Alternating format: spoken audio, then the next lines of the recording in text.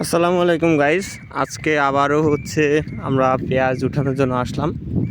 আমি মাথায় খাবার বড় এবং হাতে পানির টব নিয়ে এক হাত দিয়ে যদিও দুইটা ধরে আছি অনেক কষ্টে, আর ফোন ধরে আছি। এখন মাঠের মধ্যে বৃষ্টি হচ্ছে, বৃষ্টি ফোঁটা পড়তেছে। আসলে এটা ফোনে বা আমাদের চোখে ওইভাবে ধরা পড়ছে না, কিন্তু গায়ে অনুভূতিতে বোঝা যাচ্ছে বড় বড় ফোঁটায় পড়ছে।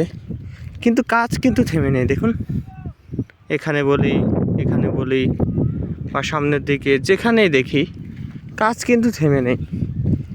এই যে রোদ, বৃষ্টি, ঝড় উপেক্ষা করে কৃষক ফসল ফলায়, কিন্তু আসলে ফসল ফলানোর পরে কি তারা সঠিক মূল্য পায়, নাকি মধ্যস্বত্বভোগীদের কাছে জাস্ট একটা উপকরণ মাত্র?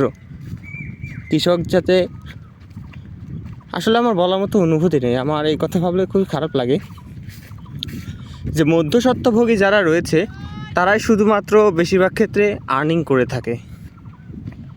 যে চাল কৃষক বিক্রি করে বা ধান বিক্রি করে 40 কেজিতে 1 মণ 500 টাকা, সেই চালে আবার কিনে খেতে হয় কিন্তু 3000 থেকে 3500 টাকার মধ্যে। তাহলে এত যে দাম বৃদ্ধি, রুট পর্যায়ে বা একদম নিম্ন পর্যায়ে কৃষকের কেন দাম নেই? আপনারা কি বলতে পারবেন যে এই বিষয়টা কিভাবে আমরা ঠিক করতে পারি?